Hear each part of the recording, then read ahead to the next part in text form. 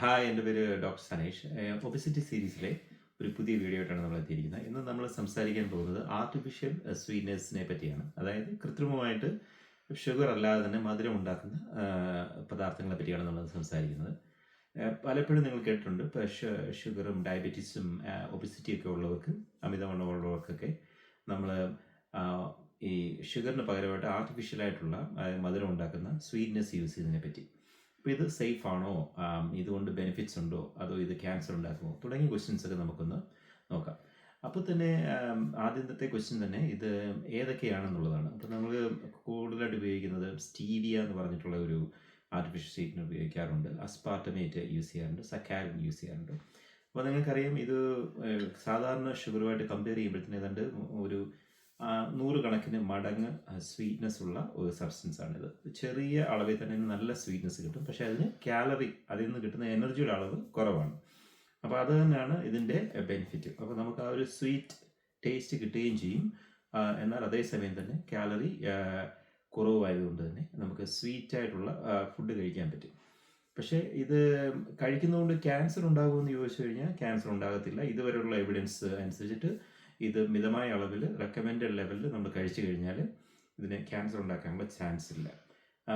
എല്ലാ പോയിസണും, എല്ലാ വിഷവും വിഷമാകുന്ന അതിൻ്റെ ഡോസിനെ ഡിപ്പെൻഡ് ചെയ്തിട്ടുണ്ട്. അത് നമ്മൾ കൂടുതൽ ഉപയോഗിച്ച് കഴിഞ്ഞാൽ എല്ലാ അപകടങ്ങളും ഉണ്ടാകാനുള്ള ചാൻസും ഉണ്ട്.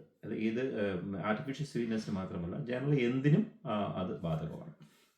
അപ്പോൾ അതുപോലെ തന്നെ ആർട്ടിഫിഷ്യൽ സ്വീറ്റ്നസ് ഉപയോഗിക്കുന്നതുകൊണ്ട് നമ്മളെ കാലറിയുടെ അളവ് കുറയുമെങ്കിലും വേറെ ചില പ്രശ്നങ്ങൾ ഉണ്ടാകാൻ ചാൻസ് ഉണ്ട്. ഫോർ എക്സാമ്പിൾ, നമ്മളിപ്പം ആർട്ടിഫിഷ്യൽ സ്വീറ്റ്നസ് ഉപയോഗിക്കുന്ന ഫുഡിനകത്ത് ബാക്കിയുള്ള കാലറീസ് കൂടാനുള്ള ചാൻസ് ഉണ്ട്.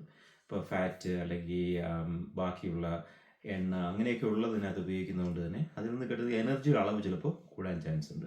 അതുപോലെ തന്നെ 3 നേരവും അല്ലെ 4 നേരവും അല്ലെ എല്ലാ ഫുഡിനോടൊപ്പം തന്നെ നമ്മൾ ഈ സ്വീറ്റ്നസ് ഉപയോഗിച്ച് കഴിഞ്ഞാൽ അതിൽ നിന്നൊരു ക്രേവിങ് ഉണ്ടാകാൻ ചാൻസ് ഉണ്ട്. ഷുഗറിനോടുള്ള പോലെ തന്നെ ഒരു ക്രേവിങ്. അപ്പോൾ നമ്മുടെ ബ്രെയിന് ഈ ഒരു സ്വീറ്റ്നസ് ആയിട്ട് തന്നെയാണ് അത് പെർസീവ് ചെയ്യുന്നത്. അതിപ്പോൾ ആർട്ടിഫിഷ്യൽ സ്വീറ്റ്നറിൽ നിന്നായാലും ഷുഗറിൽ നിന്നായാലും അപ്പോൾ ഒരു കണ്ടീഷൻ നമ്മുടെ ബ്രെയിനിൽ അതുകൊണ്ട് തന്നെ ഉണ്ടാകും. അപ്പോൾ അതുകൊണ്ട് തന്നെ നമ്മുടെ ക്രേവിങ് മാറത്തില്ല സ്ഥിരമായിട്ട് ആർട്ടിഫിഷ്യൽ സ്വീറ്റ്നസ് ഉപയോഗിച്ച് കഴിഞ്ഞാൽ. പക്ഷേ നമ്മൾ ഒരു സ്ഥിരമായിട്ട് അപ്പോൾ നമുക്ക് ഈ മധുരം ഉപയോഗിക്കേണ്ടി വരികയും എന്നാൽ പഞ്ചസാര ഒഴിവാക്കേണ്ടി വരുന്ന ഒരു സാഹചര്യത്തിൽ ആർട്ടിഫിഷ്യൽ സ്വീറ്റ്നസ് നമുക്ക് തീർച്ചയായിട്ടും ഉപയോഗിക്കാം.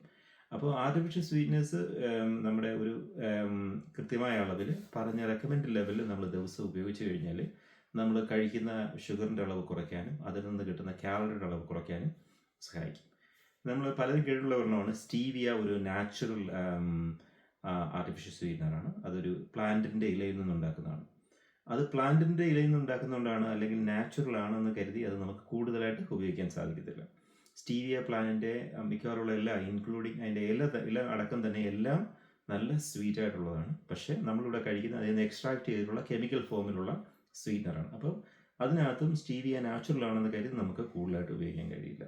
ഇങ്ങനെയുള്ള എല്ലാം തന്നെ മിതമായ അളവിൽ, റെക്കമെൻഡഡ് ലെവലിൽ നമ്മൾ സ്ഥിരമായിട്ട് കഴിച്ചു കഴിഞ്ഞാൽ നമുക്ക് അത് യൂസ്ഫുൾ ആയിരിക്കും. പിന്നീട് പല ആൾക്കാരുള്ള ഒരു സംശയമാണ്, ഹണി, തേന് അല്ലെങ്കിൽ ശർക്കര, ഇതൊക്കെ നാച്ചുറലായിട്ടുള്ള സ്വീറ്റ്നസ് ആണല്ലോ, അപ്പോൾ അത് ഉപയോഗിച്ചാൽ കുഴപ്പമില്ലെന്നുള്ളത്. പക്ഷേ ഇതിലെല്ലാം തന്നെ ബേസിക്കലി നമ്മൾ മനസ്സിലാക്കേണ്ടത്, ഇതിലെല്ലാം തന്നെ ഷുഗറാണ് ഉള്ളത്. പല ഫോമിലുള്ള ഷുഗറാണ്. ഇപ്പോൾ ഹണിക്കകത്താണെങ്കിൽ നമുക്ക് ഫ്രക്ടോസ്, ഈ ഫ്രൂട്ടിൽ നിന്ന് അല്ലെങ്കിൽ പൂവിൽ നിന്ന് വരുന്ന ഷുഗർ, ഫ്രക്ടോസ് കൂടുതലായിട്ടുണ്ടായിരിക്കും. ഷുഗർ എന്ന് പറയുന്നതിനകത്ത് ജാഗറി എന്ന് പറയുന്നത്, അതായത് നമ്മുടെ ശർക്കരയ്ക്കകത്തുനിന്ന് ഷുഗർ തന്നെയാണ് അതിനകത്തുള്ളത്. അതിനകത്ത് കുറച്ചുകൂടി ഒരു ഫൈബറൊക്കെ ഉണ്ടെങ്കിലും അത് പ്യുവർ ഷുഗർ തന്നെയാണ്.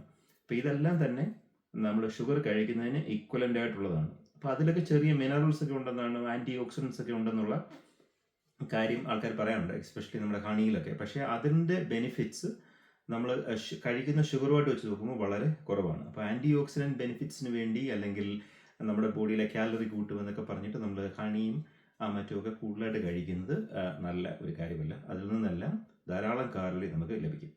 അപ്പോൾ ഏത് കാര്യമായാലും നമ്മൾ ഒരു മിതമായ അളവിൽ, പറയുന്ന ഡോസിൽ കൃത്യമായിട്ട് കഴിച്ചു കഴിഞ്ഞാൽ തീർച്ചയായിട്ടും അതിന് ബെനിഫിറ്റ് ഉണ്ടാകും. അതിൻ്റെ അളവ് കൂട്ടി കഴിച്ചു കഴിഞ്ഞാൽ അതൊരു പോയിസണായിട്ട് വർക്ക് ചെയ്യുകയും ചെയ്യും. അപ്പോൾ ആർട്ടിഫിഷ്യൽ സ്വീറ്റ്നർ നമുക്ക് റെക്കമെൻഡഡ് ലെവലിൽ തീർച്ചയായിട്ടും ഉപയോഗിക്കാം. നാച്ചുറലായിട്ടുള്ള ഷുഗറുകളും ആവശ്യത്തിന്, അതായത് റെക്കമെൻഡഡ് ലെവലിൽ മാത്രമായിട്ട് ഉപയോഗിച്ച് കഴിഞ്ഞാൽ അത് നമുക്ക് ലോങ് ടൈമിലേക്ക് നമുക്ക് ഉപയോഗിക്കാൻ നമ്മളെ ഗുണം ചെയ്യും. അത് നമുക്ക് മധുരം കൂടുതലായിട്ട് ഉപയോഗിക്കുന്നത് കുറയ്ക്കാനും സാധിക്കും. അപ്പോൾ ഇത് ആർട്ടിഫിഷ്യൽ സ്വീറ്റ്നെസ്സിനെ പറ്റിയുള്ള നിങ്ങളുടെ സംശയങ്ങൾ എന്തെങ്കിലും ഉണ്ടെങ്കിൽ താഴെ കമൻറ്റ് ചെയ്യുക. വേറൊരു വീഡിയോ കാണാം. Thank you.